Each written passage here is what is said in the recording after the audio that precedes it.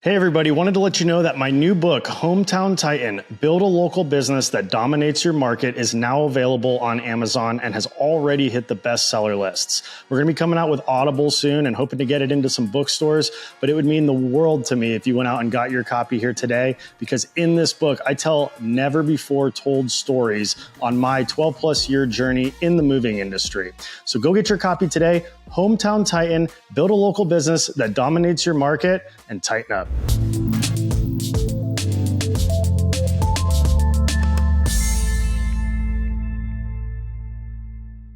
I'm really good at teaching people how to attract, hire, and retain technicians. Yeah. So there's a software tool called an applicant tracking system. You've ever heard of that? Not specifically, no. Facebook has rules. YouTube has rules. Google has rules. They all have rules on what you're allowed to do because they don't want anything to come across as discriminatory. At Two College Brothers Moving and Storage, we're proud to be Team Smart Moving. This CRM has been a game changer, helping us become more profitable than we've ever been. I love all the features: sales automation, drag and drop scheduling, and especially the reporting. I can see our top referral partners, lost leads, and profit per job. Everything. It's all there. Before we had a CRM, everything was in spreadsheets and a shared calendar. I was running myself ragged and barely breaking 10% profit. It's not like that anymore. In 4 years with Smart Moving, we've 4x'd our revenue, and because the business is running smoothly, I get to spend time on other things, like talking with you wonderful folks on this podcast. Whether it's your first CRM or you're ready for an upgrade, Smart Moving is the software I recommend. It's truly the smartest move you'll ever make. Check them out and use my link at smartmoving.com/Wade. That's smartmoving.com/Wade to get 1 month free. All right, everybody. Welcome back to the Grow Your Moving Company podcast. This is my first episode coming off of an amazing Moving Titan retreat. So thank you all for those of you who attended. Today's guest, we're stepping outside of the moving industry, but somebody who has a lot of experience in the trades and home services. And we're going to be talking about hiring. Today's guest is Ryan Englin, and he is the CEO and founder of Core Matters. He created the Core Fit hiring system, and he hosts his own Titan podcast called Titans of the Trades. He's the author of the book Hire Better People Faster. Ryan, thank you for joining me on the Grow Your Moving Company podcast. I'm looking forward to jumping into this episode and talk about something that every moving company owner struggles with to some degree, and that's hiring and attracting and retaining excellent talent, especially in those high turnover positions. Thank you for joining me. And if you don't mind, just kind of giving me your story, how you got into this role and what brought you here today and what all you do. Yeah, thank you, Wade, for having me. I'm excited. I love sharing this stuff. You'll probably see here over the next little bit that I tend to geek out on this. I grew up in a blue collar family. My dad was an owner operator. We probably know a lot of those guys. And I just remember spending time with him nights and weekends down at the shop. He'd put me to work. You know, I was like 6, 7 years old. He was teaching me how to operate a forklift and do sorts of things. And it was just, that was normal. That was growing up. That was what we did. Like, we just hung out with dad at the shop. And I watched his business go up and down, up and down. And then over time, I was like, this is silly. He works way too many hours. He works way too hard. Nobody appreciates him. I am not going into the family business. So I went the corporate route. That didn't work, but I spent about 10 years in corporate America. And then I said, that's it. I'm going to go start my company to help people like my dad. And originally I thought that my dad's issue was he did struggle with marketing and sales. He just didn't have enough revenue. I believe that if he had enough cash, he could solve all of his people problems. Turns out that wasn't the case. So a couple of years into running my agency, I had some clients that no longer needed the leads. They said, hey, I don't need more leads right now. My problem is I got empty trucks. They're just sitting. I'm turning away leads, turning away prospective customers because I don't have enough people. And at that point, I don't know if it was a stroke of brilliance or just an insane idea, but I was like, hey, let's go fix that problem. Let's go find just some techs. And so I had a HVAC client. It was the middle of summer. They're like, I got 4 empty trucks. Like, I should have all my trucks filled right now. I did some marketing stuff for them. I did some recruiting stuff for them. 3 weeks later, they called me and said, I filled all my trucks up. Let's turn the leads back on. And it wasn't until about a year later that I realized I'd stumbled onto something. I'm really good at teaching people how to attract, hire, and retain technicians. So about 10 years ago, I just said, that's it. I'm going to focus on that. Started developing my system, started developing the training. And then now here we are. And I exclusively serve the trades. Really blue collar is what I say. Because the way it works for one blue collar company is the way, same kind of tools and stuff. And that's all we do now. So people come to us, high volume positions, frontline employees. How do we attract, hire, and retain them? I want to take a second and tell you all about Tighten Up Training. As a co-founder, we've spent months and months and months and a lot of money pooling together resources from some of the best moving companies in the world. And we're excited to bring this to an online platform available to any mover to use at an affordable price. Tighten Up Training has over 200 videos, including mover training, your highest turnover positions, so that you can reduce claims, streamline operations, give your team the tools to perform at the highest level of service that generate repeat and referral business and allow you to charge higher prices, as well as sales training, marketing training, business development, leadership. We're adding more content as we speak. We've got legal training in there. We've even got door-to-door training for the moving industry, thanks to Lenny Gray at the Moving Titan Retreat. We've seen a massive explosion of moving companies jumping on to Tighten Up Training since the last retreat, and people are loving it. And when you sign up and mention this podcast, we're going to give you a free 6-week onboarding course in order to learn how to hold your team accountable and get the entire team on the platform so that you can have the best off-season and summer season that you've ever had. Ideally, the best 2025 that you've ever had. So go to tightenuptraining.com, schedule your free demo today, and look forward to tightening up. So what were some of those things that allowed you to fill trucks so quickly early on? I mean, it sounds like you kind of inadvertently stumbled onto a system, and I'm sure you fine-tuned it and refined it over the years. But what did you initially discover, and how has that evolved?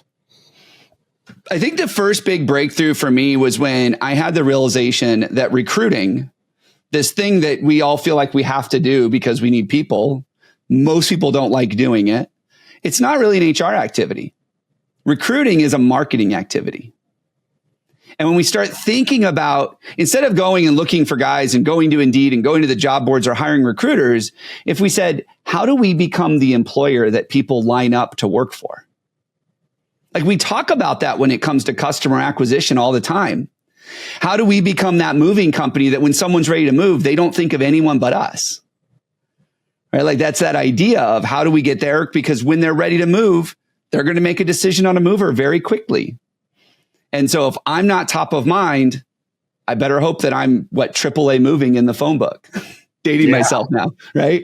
Back in the phone book days, that's all you had to do is either have like A1, AAA1, whatever it was, take out a big Yellow Pages ad. And obviously that's pretty obsolete in most markets. I have heard some home services that still advertise in phone books, and it still works in certain parts of the country. But for the most part, that's pretty much gone with the advent of Google and a lot of other technology that's come. Yeah, and all these Yelp and other platforms where people find this kind of stuff. But even then, it's who has the bigger ad budget. Like, that's kind of how it goes nowadays. And what I realized was if we treated recruiting like a marketing activity and we created these pipelines and funnels to bring people in, not when they're ready to look for work. Like, that's the thing. Nobody wants to hire the unemployed guy who's sleeping on his mom's couch. They want to hire the guy that's working for someone else, who's performing for someone else. Well, how do you get that guy's attention? It's not on the job boards. It's not on Indeed because he's not looking for work. So we put marketing processes and tools in place so we can start attracting those guys when they're surfing Facebook or they're binging TikTok. Like, how do we get in front of them there, bring them in, not to say, hey, come work for me, but come learn about me. See why we're different. See why people stay here. And we create this, what we call this allure of employer of choice. Like, you become the employer people choose to work for. Most of you have heard me talk about Moversville and the power of their email marketing service that has helped us increase leads by over 112% over the last year. But have you heard of Moversville Connect? Moversville Connect is an incredible resource for all things moving. They feature an array of vendors and services and lists like insurance providers, softwares, equipment suppliers, marketing sources, and much, much more. The best part, this resource is free. Go check out Moversville Connect today by going to moversville.com and clicking Connect. That's moversville.com and click Connect and discover the world of Moversville beyond email. I love that you brought that up. I just gave a talk at our recent conference for the moving industry called the Moving Titan Retreat. And I specifically hit on part of your marketing budget needs to be both not only just reaching for new customers, but reaching for new talent and being able to retain talent and investing in your culture. You know, there's internal marketing that goes on inside of a company. You could call it propaganda, you could call it culture, you could call it whatever you want, but there are certain things that you need to allocate a budget for to make sure that your people are happy that you already have and that they're well equipped for success, but also to go out and recruit new talent. I mean, and sometimes marketing can be a double-edged sword to where you can put up the big billboards and do all the canvassing around town, and you become a household name that people are proud to work for because everybody knows who they are. So when they tell people that they work for XYZ moving company, they are proud to say that because they know the person that they're telling knows what that company is and that it's a highly reputable company. So you're verifying a lot of the beliefs that I tried to communicate in a recent talk. And, you know, I'd love to hear your thoughts a little bit more on like a deeper dive, like, how can moving companies put those marketing dollars specifically to retaining and recruiting the new talent? What have you found works really well besides just your standard Indeed posts? Well, I'll tell you one thing, and anybody listening can go take this and make it happen right away. We found that if you promote the opportunity to join your team, the opportunity to partner with you, if you want to say that, looking for new employees, you can actually create marketing and advertising campaigns that will attract your ideal customer as well. When you're out attracting your ideal employee, you can attract your ideal customer. But the inverse is not true. You see, if you go to attract your ideal customer, you actually have a good chance of turning away your ideal employee. Think about this for a second. You go to advertise for an ideal customer. You talk about, you know, your on-time guarantees. You talk about your quality guarantees. You talk about how we are going to work as long as it takes to get everything packed up right. We are going to make sure that we are giving TLC to all of your possessions. We are going to talk about all these things that all of our guys are going to do for you. But you know what the top employees hear? The top performers, they hear, they're going to work me crazy hours. The customer is always right. I got to deal with customers who are just going to nitpick and tell me how to do my job and everything else while they're watching me. That's what the ideal employees hear when you say it's all about the customer. It's all about you. We're going to take care of you. We're going to do everything for you. What I hear as the employee is, I'm going to work crazy hours and not be appreciated. But imagine you flip the script and you put out an ad that says something along the lines of, and whether this is a video or a radio ad, if people are doing that, even print ads, you can do this. Imagine you flip the script and it said, hey, we're looking for the best of the best. And what that means is when you're the best, not only are you going to be trained by us, not only are you going to have professional uniforms, not are you going to only have good operational trucks, not only are you going to have the best equipment to take care of our customers, but all of our guys are background checked, so you know you're only working with good guys. All of our guys are professionals, so you know you're going to be on a great team. All of our guys are clean and they take care, they have pride in the work that they do. All of a sudden, as the ideal employee, I'm going, that's a team I want to be a part of. But you know what Susie Homemaker's thinking? That's a team I want to help me move. Yeah, absolutely. It's a little shift, but most people miss it. They don't think about it that way. And there are a few people that are out there, some of them are our clients, that are doing that. And not only are they seeing their advertising expenses go down for bringing in ideal customers, but they're also got a steady stream of ideal candidates coming in, people that they want to hire, people that they want to be on their team. And they're not competing for price. They're not competing on pay.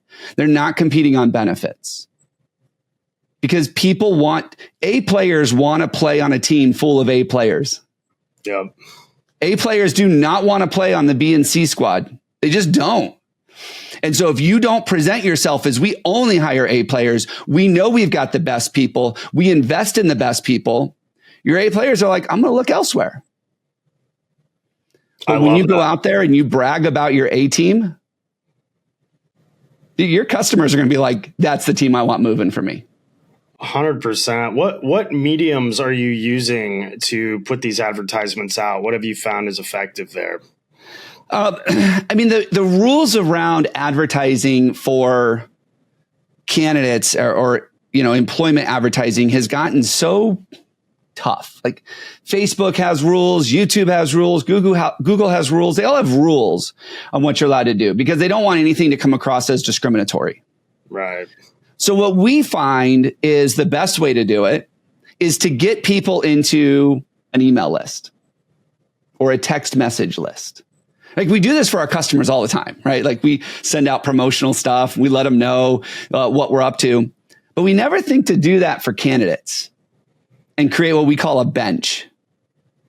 Right? Imagine that busy season's coming up. School's getting ready to get out. People are going to be moving like crazy. You know you need extra guys. You can do the same thing that every other moving company does and go post your jobs on Indeed, post them to Craigslist, share them on social media. Everybody else is doing that. Or you could take that bench of people you've been collecting over the last year. You have their personal email, their personal phone number, and you're texting them and you're saying, hey, we have opportunities coming up. And they aren't hearing from anyone else. Now, all of a sudden, you actually have the control over how many guys you are hiring. You have control over who's hearing your message. You're not at the mercy of Indeed or Craigslist or any of the social platforms. So what we do is there's a couple different strategies. Really depends on the company. One, you can talk about career path. Two, you can talk about opportunity. Three, you could talk about maybe flexibility, depending on how you've set up your company. And you bring people in to learn about that. So they're clicking on an ad that might show something, or maybe you promote your culture. So maybe they're clicking on an ad of your Christmas party and they're seeing how great a time everybody's having.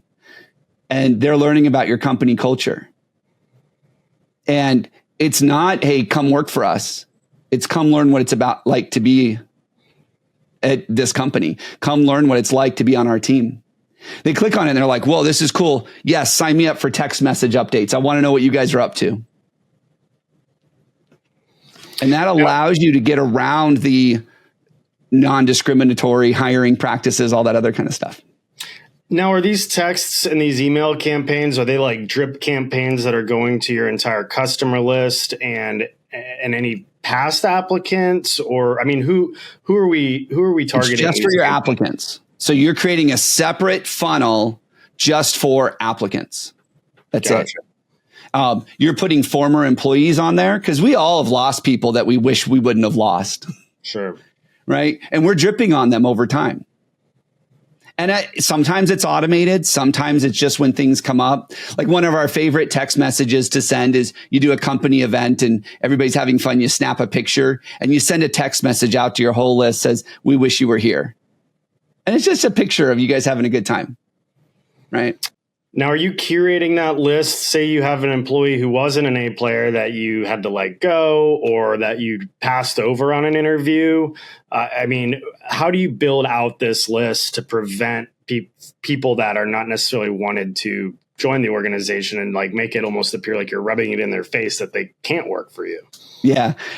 So there's a software tool called an applicant tracking system. You've ever heard of that?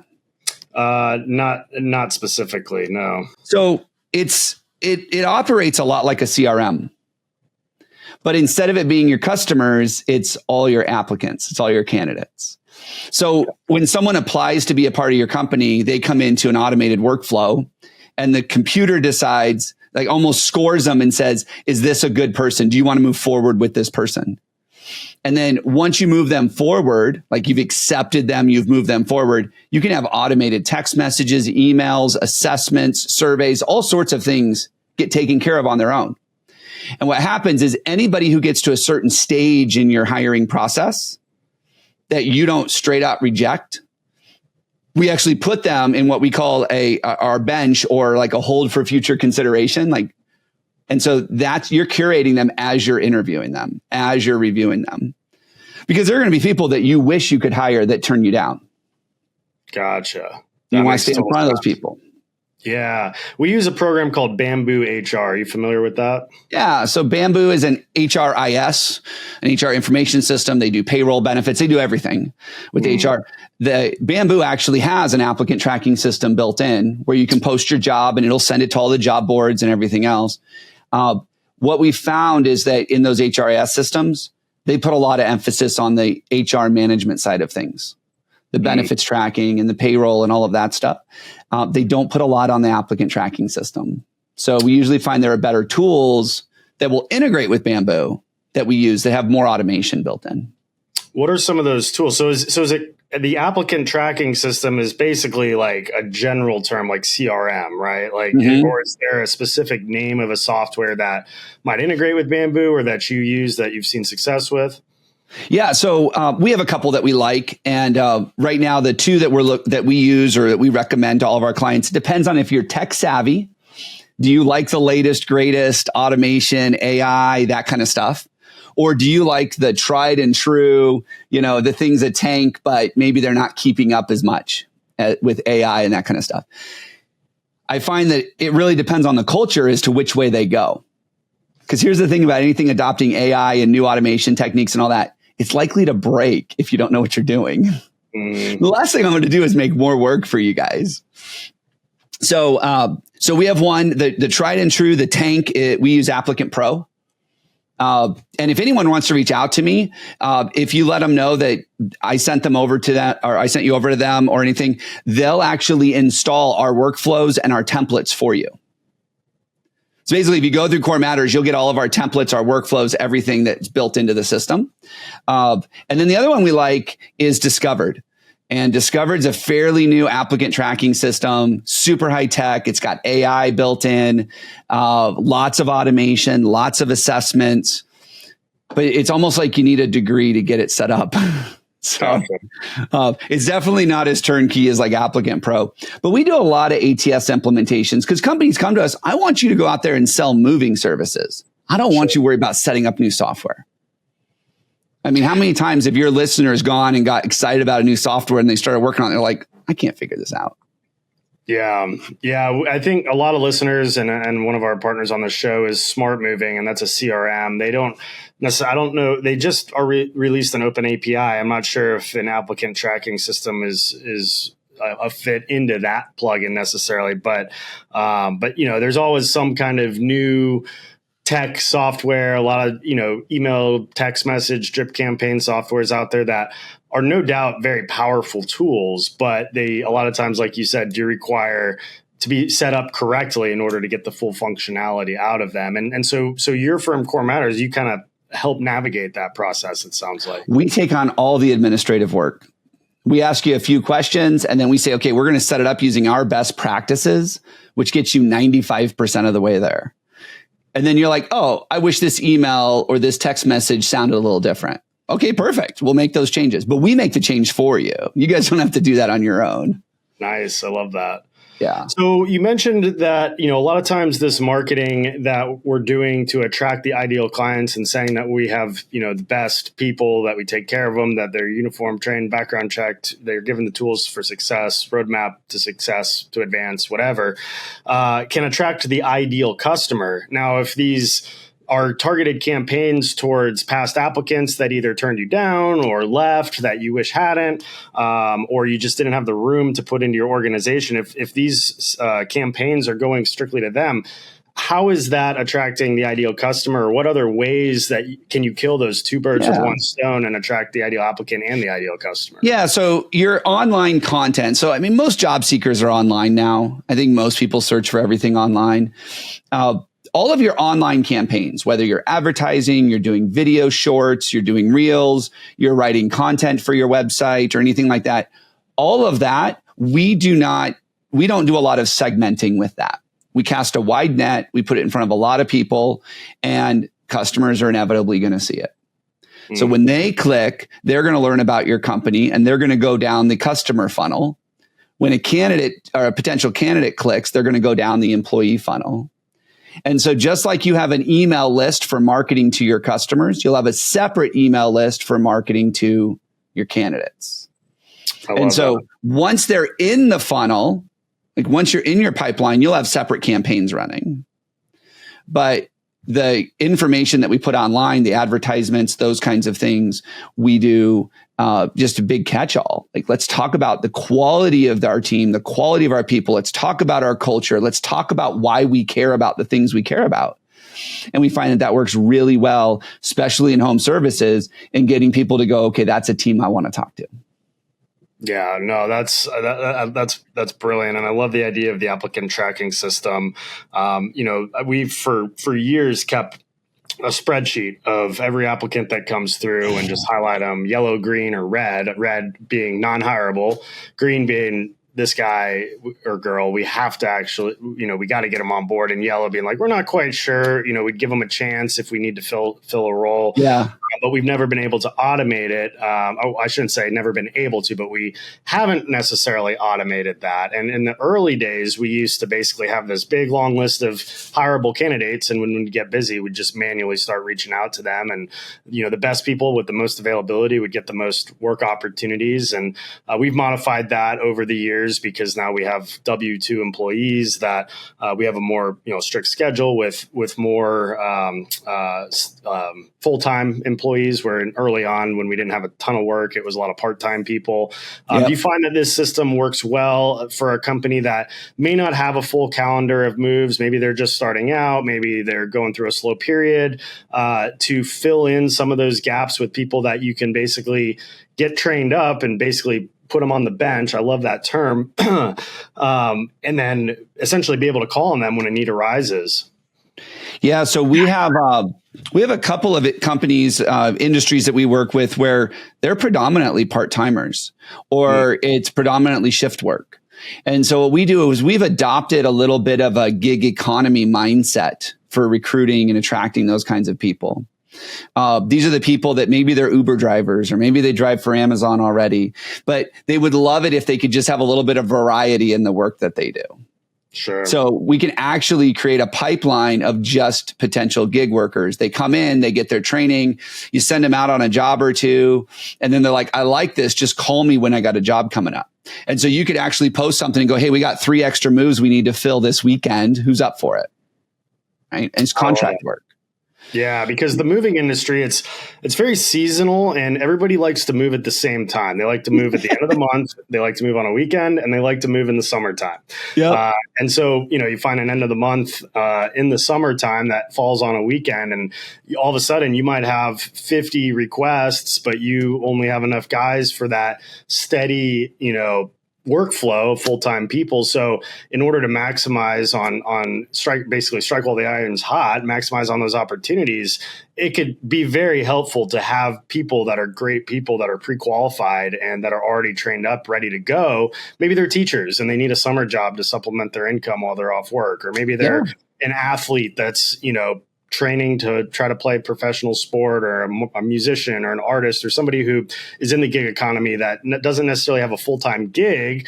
And this could just be a supplement to help them achieve whatever their other goal is. And they're otherwise, a good person to have just kind of on the bench. That's a really cool term. But like, how do you typically manage seasonality or, the demands in work when it may not always be steady work for something like the moving industry? Are you always recruiting people? Are there periods where you recruit more heavily? Like what's your strategy when it comes to that kind of workflow that comes in and lead flow? Yeah. This is one of those questions that's probably a little bit more dependent on the individual company and what their growth goals are, their cash position, those kinds of things. But I will tell you, the best time to get the best people is at the end of the busy season. Hmm. Because everybody's thinking, hey, should I let them go? Should I keep them? And these A players are like, hey, I don't want to be the one that gets cut. So they might start looking. But now you got to keep them busy during the slow season. So that's a whole nother thing. But it really just depends on how the company is structured. I mean, are there other things that you found that you can do during the slow season? And so one of the things that we look at is setting expectations correctly. And I would say that this is probably one of the big differentiators for our clients that learn how to do this. We aren't good at communicating in the trades or in blue collar, period. It's a, hey, if no news is good news kind of mentality. If you're in trouble, you'll know it, right? If I think it, I say it. Like we have all of these things, but the one thing we don't do is tell people they did a good job.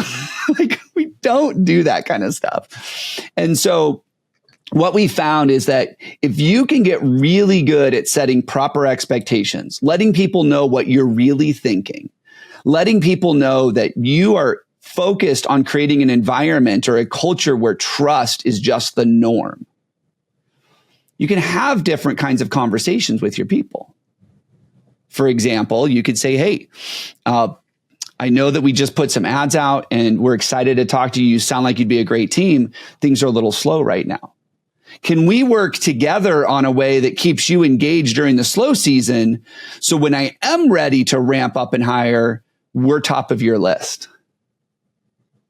And get the candidate to share with you what are their plans with their career? What are they working on right now? Heck, you never know. They might be a teacher and they're like, that's great. I only want a weekend here or there during the winter, right? But come next summer, like ramp it up. But we don't often have those conversations. We're so excited that someone shows up with a pulse and can fog a mirror for the interview that we're just like, let's hire them. But what if we just said and said, hey, what's your plans? These are our plans. Let's figure out how we can align them. Like, it's amazing what you can do. I'm really glad you brought that up because that open transparency and trust and communication with the team, I think, is an area that a lot of companies really struggle with. And, you know, there's a really good book, you've probably read it, The 1 Minute Manager. And one of the things they discuss in that is to catch people doing something right. And too often we're just all about, you did this wrong, you were late, you damaged a piece of furniture, like shame on you, we need to discipline you, retrain you. But when they do produce that 5-star experience for a customer and that you got a raving fan client that calls in and brags about the guys, it's so important to let them know that feedback and to say, hey, Mrs. Jones was super thrilled with the work that you did. Great job. Keep up the good work. And then just being there for when they have their own issues. We just recently had 2 employees that lost their homes in the recent hurricane.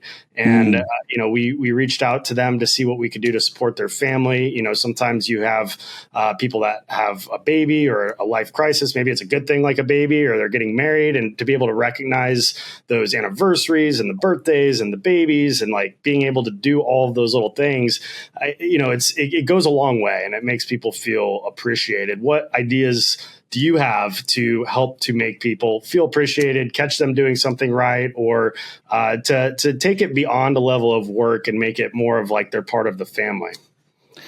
Well, I mean, you touched on some great points there. One of them that I think is really important is understanding when someone has what we call a defining life event, right? What are the life events that define them?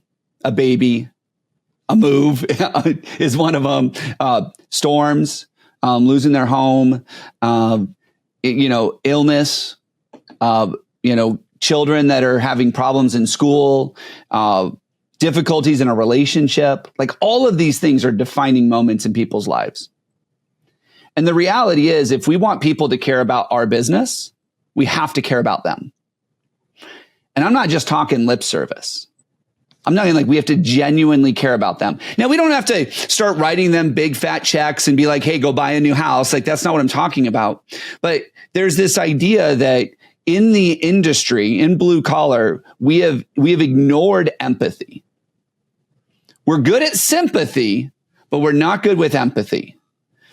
And that's a big deal. And so a lot of the time we end up talking to companies about doing empathy training with your managers. Like help them understand how to use this amazing tool called empathy so that they can actually relate and go on this journey that that the employees are going through. And one of the best ways to do that is to really know when they have these defining life moments, not because they told you, but because you asked them. Love that. So we have a process we call the fuzzy file.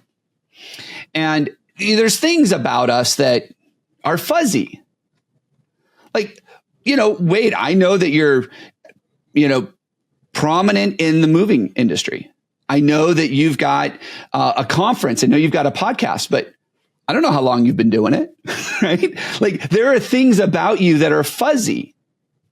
I know you've got people on your team, but I don't know anything about them. And how often do we know that one of our employees is married or just recently had a baby, but we don't know the baby's birth date, or we don't know how long they've been with their spouse? Or maybe we know they have kids that are a little older, but we don't know their ages. We don't know their sex. Like we don't know anything about these kids. All of these things in this relationship we create with our employees is fuzzy.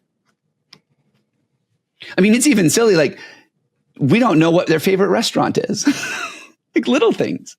But imagine as part of your onboarding process, they filled out a fuzzy file, which is 10 to 15. I mean, some companies go all out and they ask like 30 different questions. And it's like, where did you meet your spouse? How long you been married? What's your anniversary date? How old are your kids? What's your favorite sports team? Do you got any allergies that we need to know about? Dietary restrictions, right? I will tell you, you want to connect, especially with the spouses. So, I mean, it's safe to say that most movers are men. Is that fair? Most of the time, yes. Yeah. Well, guess who has a lot of control over where that person works? Their partner, Yep. spouse. You bet. And imagine that the spouse felt cared for because you knew about them. As someone who has kids with dietary restrictions and allergies, when we go to a party or we go to an event and that family that's hosting the event knows my kids have dietary restrictions, I'm connected with them in a way that I'm not connected with the people that don't. So you host an event at the park this weekend, and you've got kids that have dairy allergies or peanut allergies, and you've gone out of your way to make sure that they can still participate with the desserts or with the snacks.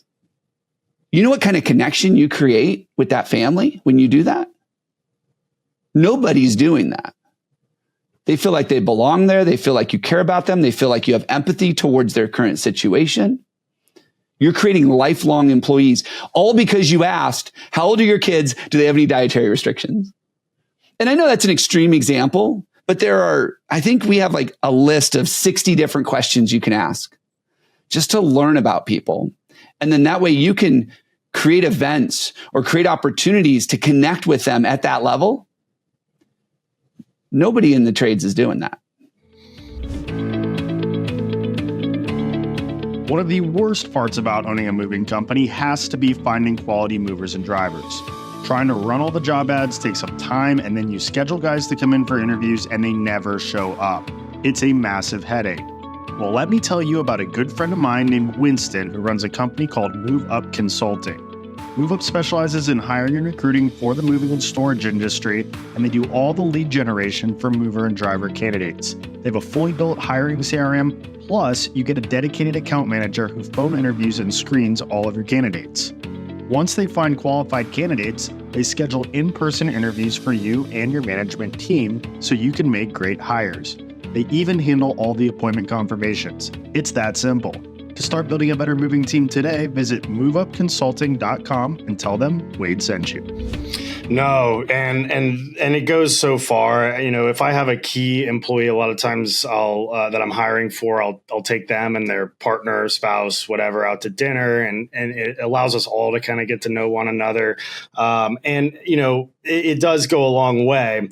there's obviously some HR guidelines with crossing boundaries when it comes to getting too involved in somebody's personal life.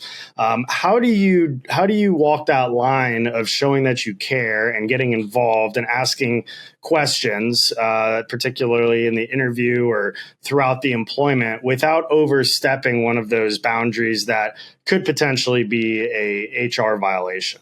Yeah, sure. So, as you can imagine, we play in the gray area a lot because I want to, all these rules that have got us running scared actually get in the way of building a relationship with your employees. Mm-hmm.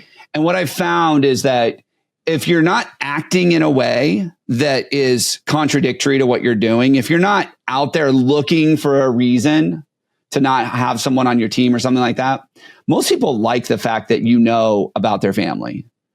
Like if you genuinely care about your people. Now, are there things around HIPAA that you can't ask? You bet. You can ask people if they can physically do the job, if they're capable of doing the job. And if they say, hey, I've got this back issue, like, that's going to get in the way of someone doing the job. Right? You can get a doctor's note. You can do those kinds of things. But when it comes to learning about their family, when it comes to learning about the things that they care about, the things that are important to them, I don't know of any HR rules that prevent that. Like I can ask you what your favorite restaurant is. Sure. There's no HR rule that says, nope, you can't, you're going to discriminate on someone because they like Italian and you don't. Right? Now, are there attorneys out there that'll say, hey, well, you can't ask their favorite restaurant? Because if they tell you that it's Indian food, well, that might mean that they're connected to a minority group and you can get discriminatory with them. Mm. And I'm like, yeah, we're really stretching here. Yeah. So what I found, though, is most of the questions that you want to know, things that they like, dislike, the things that they enjoy, the things they do for fun. I mean, if you think about this for a minute, it used to be I'd come to work for you. I would give you my time and my talent. And in exchange, you would give me money. Right? It's a very transactional relationship. Mm-hmm. Employees aren't looking for that anymore. I think their eyes were opened up during the pandemic. And they said, whoa, I have a transactional relationship with my boss because I'm a non-essential employee and now he doesn't care about me. Right? Employees are looking for more than that. Because when I come to work for you, Wade, I'm giving up time with my family. Can't put a price on that. I'm giving up time with my friends. Can't put a price on that. I'm giving up time with my things I do for fun.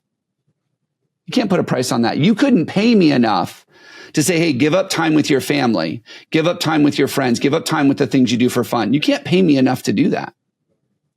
But what you could do is when I come work for you, it feels like a second family. It feels like I'm spending time with my friends. And I enjoy doing it. Now, all of a sudden, I'm not giving up.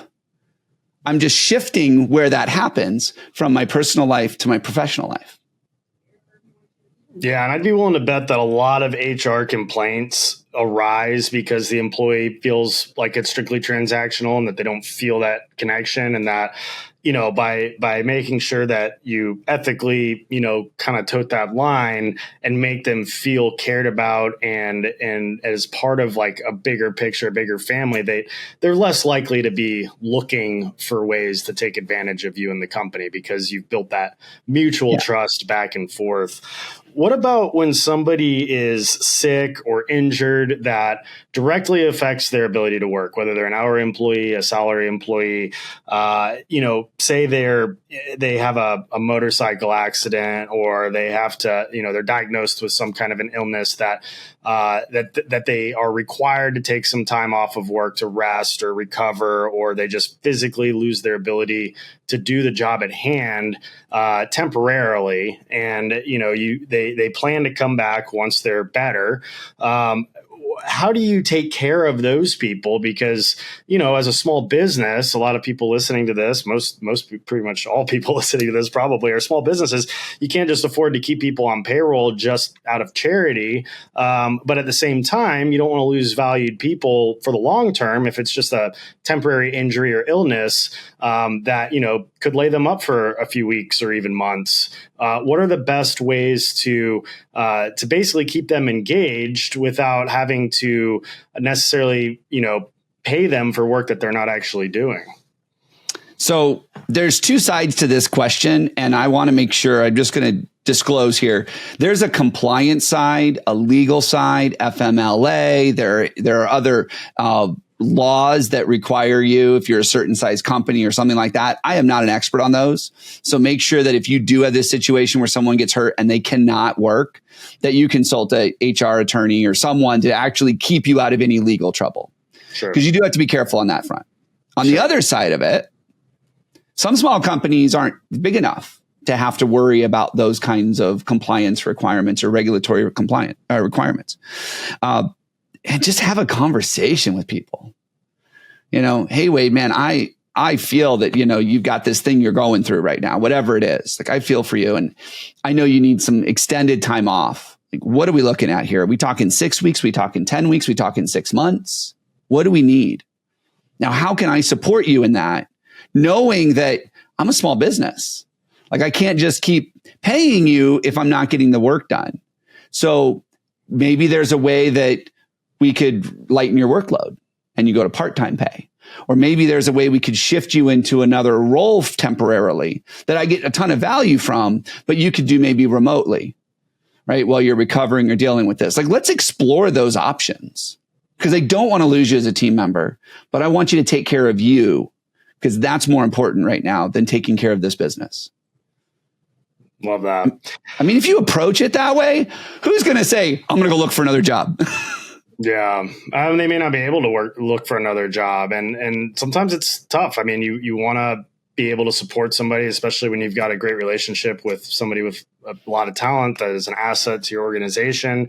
But you may not financially be able to, do that. And I understand, of course, the HR piece of that and the legal compliance piece of that. And every situation is going to be a little bit different. But I mean, just again, going back to that trust and transparency and doing what you can while not, negatively putting a strain on the business and trying to do everything in your power. And if they see that you're doing everything that you can to help them, I would hope that people can understand that. But, those are obviously unique situations and tough times. What about, so I'm a big believer that a happy team member makes a happy customer, and a happy customer makes a happy owner, and helps the business overall succeed. What do you do to keep people happy from like a culture standpoint, or do you allocate any of this marketing budget that we talked about earlier for attracting talent towards retaining talent and pumping it into the culture to market internally within your organization? And what are some of your ideas on that? Yeah. So, for us, that all starts at employee engagement. And there are a lot of people smarter than me that have figured out how to measure employee engagement, whether that's through like a quarterly pulse survey or a Q12 survey or engagement surveys. Like, there's a whole bunch of ways to measure engagement. And what they found is that engaged employees are happy employees. Disengaged employees are not happy employees, because happiness is subjective, right? Like, what makes me happy is not what makes you happy. But you and I could both be engaged in the company at different, even though we might have different reasons for it, we can measure that engagement. So I do think it's important to find out how engaged your employees are. And there are very cost-effective ways to do that, like the Q12 survey, which is a Gallup survey. It's 12 questions. They're yes or no. It takes 5 minutes to complete, and it'll tell you if your people are engaged or not. There are other surveys out there that you can use to determine engagement. So figuring out what keeps your employees engaged, what engages them in the first place, what disengages them. Like, that is where we're going to be able to look at, are they happy or not? And so, yes, do we allocate resources towards that? Yeah, but most of it's going to be time more than it is money. I will tell you that if you run contests, people love real quality swag, right?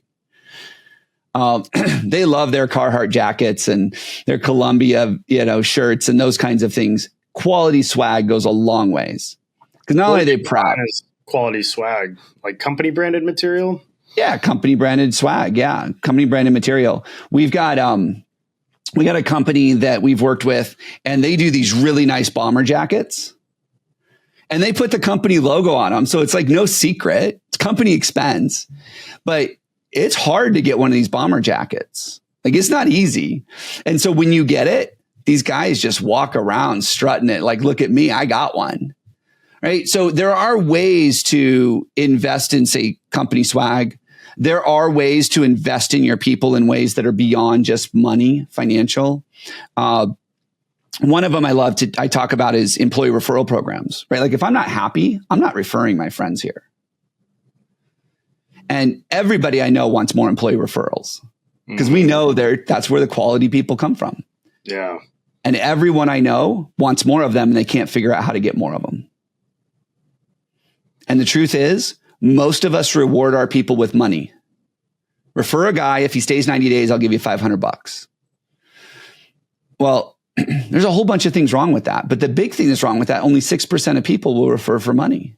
So how do we reward our guys who are happy and engaged to refer people to us in a way that doesn't just put money in their pocket? And one of the best things we found is the staycation with the family.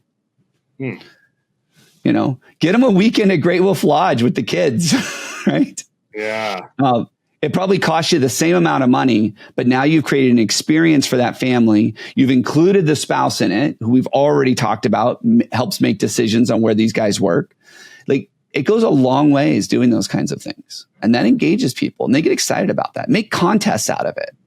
Yeah. You know, who gets the most 5-star reviews?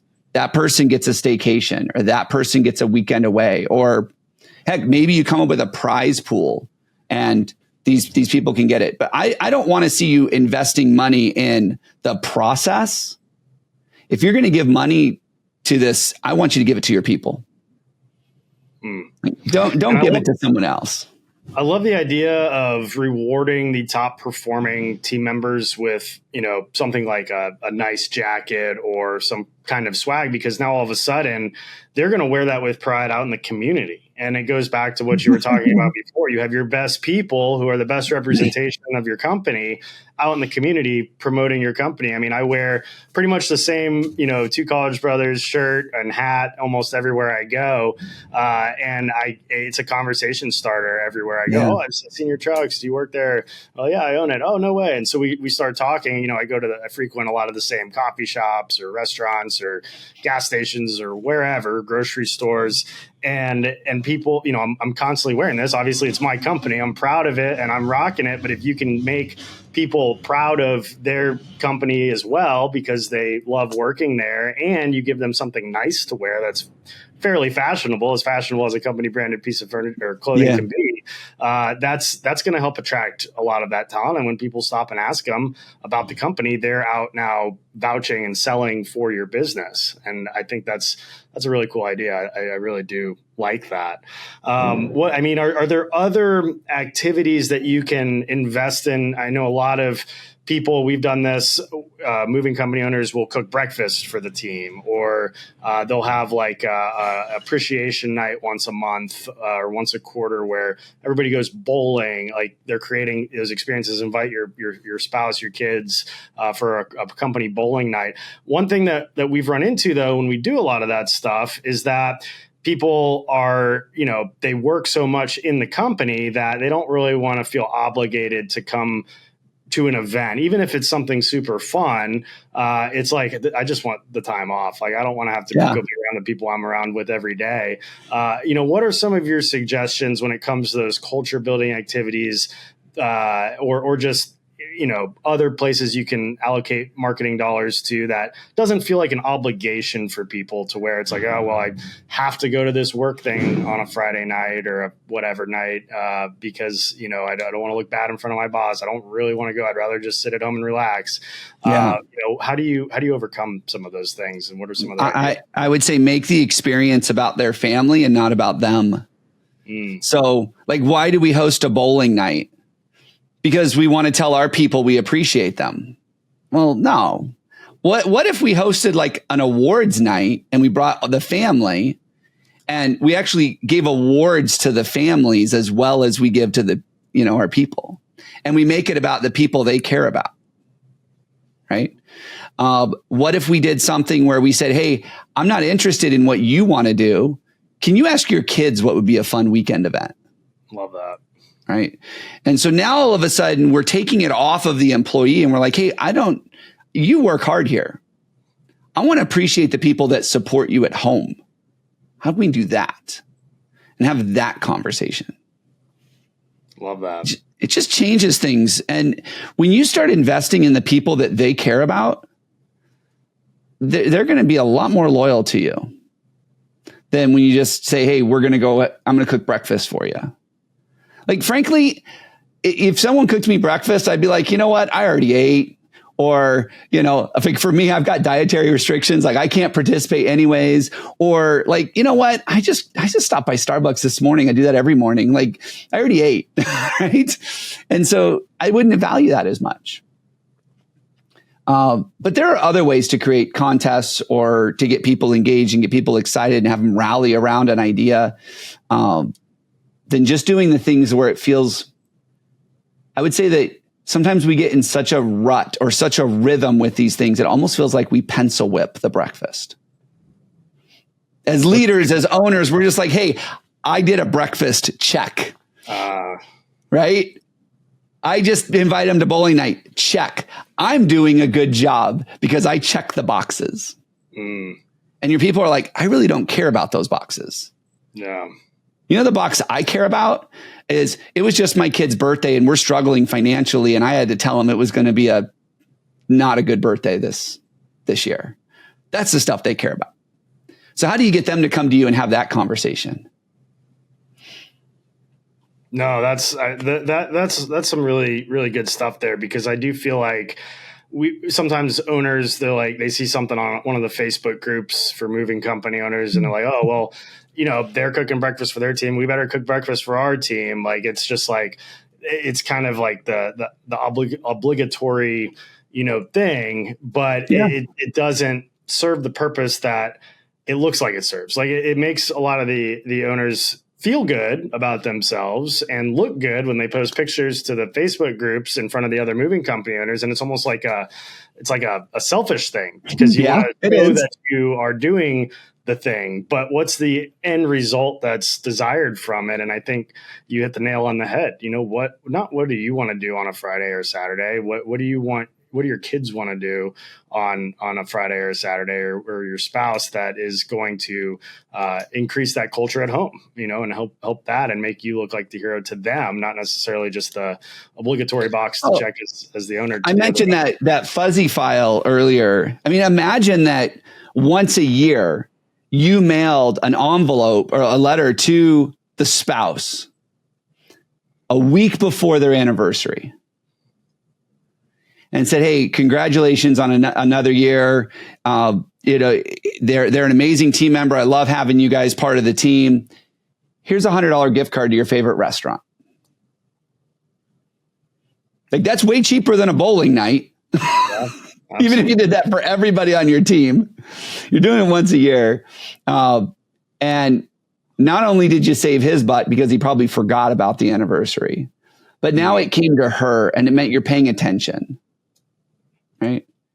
And you wouldn't know that if you didn't ask, when's your anniversary? Where's your favorite restaurant? You wouldn't know those things if you didn't ask those questions. If you didn't have that conversation, you wouldn't be able to pull that off. Now, quick disclaimer. If you're going to do it for one person, you have to do it for everybody, because this can backfire really quickly. Because if I find out that you did it for Bill, but you didn't do it for me, now all of a sudden I go from being engaged to disengaged. So make sure you've got a process in place where you can actually support doing this. Like, don't forget, don't get busy and be like, well, anybody's anniversary that's between middle of May and end of August, like, they can just forget it. Yeah. So be careful with some of those things. I feel like that's where, like, your applicant tracking system or your Bamboo HR system might be very beneficial, so that you can have that process and almost automate it, or at least have a calendar with everybody's things plugged in, have a process for collecting it. That could be very beneficial, I could see. Yeah. And those are some of the processes that we help them with and tools, just to make sure that stuff gets automated. Because I believe that we need to automate the predictable and automate the important. Sure. What percentage of a marketing budget would you allocate towards both the external recruiting and the internal things like those? Yeah. So I like to say this. So when someone says, how much should I invest in my people? And I like to tell owners 30% of your time should be invested in your people. 30% of your time. So, I mean, if you're working 5 days a week, 40 hours, I mean, that's a day and a half of your week should be invested in your people. Now, I'm sure most of your guys aren't working those kind of hours. They're probably working way more, but 30% of your time. And so I just carry that over. 30% of your marketing budget should go towards your people. Love that. That makes sense. That's about right where I would have predicted what you had to say. I want to give you a little bit of time to talk about your firm, Core Matters, your certified core fit hiring system, and your book, Hire Better People Faster, and even your podcast. Obviously, people listening to this podcast are podcast listeners. Tell me a little bit about what all is going on there, and if people would want to get involved in any of those, what would they be? What could they expect? Yeah. So the podcast is called Titans of the Trades. And it is a show where I interview industry titans. And I define that as they're outpacing what the rest of the market is. They're not caught up in that stagnation that sometimes the market is. And for different industries, it means different things. But I did that because I want to share their stories and their strategies to give hope to the people that feel stuck. My heart bleeds for anybody that is in a blue collar space and wants to just grow their business and provide for their family and get those time freedom and support those employees that are on their team. And so I started that to share those stories and strategies to give people hope. So if you ever want to hear what some of the industry experts are doing, like people that have been to the mountaintop, that's what that show is about. So, and I think you're going to be on that show soon. So I don't know the timing for when this stuff is going to come out, but we're going to have you on that show. So we get to share some of your story and strategies, which will be awesome. Can't wait. So that's the podcast. The book was written because I have a message to share. And I think that if we can shift the way we think about how we attract and retain employees, we can solve that problem and never have to worry about people issues again. And so I wrote the book to share the core fit hiring system, which is 7 components. We walk through what we call the employee life cycle, and it's about creating an amazing experience for your people. See, we spend so much time in marketing and sales worlds talking about customer experience. What experience do we create for our customer? But for some reason, we've forgotten that when we're in a service industry, it's our people that create that experience. So as leaders, we should focus more on creating an amazing experience for our people, the employee experience, because they're the ones that are going to transfer that to your customers. Like you said, happy employees mean happy customers. Right? Mm-hmm. Happy customers means happy owners. So that's what the book is about. Walks you through step by step. It's a pretty technical book in the sense that it's how to. Like, yeah, there's some strategies and ideas in there, but I really want to walk you through how do you set up an ATS? What are the ways you can use that? How do you identify your ideal employee? Step-by-step worksheets. And for anyone listening right now that would like a copy of the book, I'd love to offer them a free copy. They just pay shipping and handling. They can go to my website, corematters.com/free book. And if they just take care of shipping and handling, I actually ship them myself. I'll sign a copy and send it out. For those of you that don't like to read, it's available anywhere there's an audiobook. So you can get that either on Spotify, Apple, Amazon, wherever, Audible. And then corematters.com is our website if they want to learn more about what we do. We have a bunch of tools and worksheets, and we have a knowledge base, just hiring tips, things that we've learned that we're sharing. And, if anybody's interested in how we can actually do this for them, help them build these processes, these systems, have these conversations, help them with the scripts and the playbooks. I'm definitely love to talk to them about how we can do that.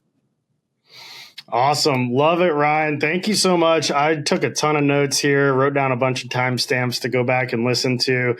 I'm definitely sending this to our chief of staff who does all of our hiring, initial hiring and onboarding and HR work, as well as our managers who participate in a lot of that as well.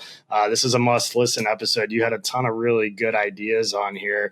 And for anybody who wants to reach out to Ryan, you heard it. You can go to the Hire Better People Faster .com/book. Did I get that right?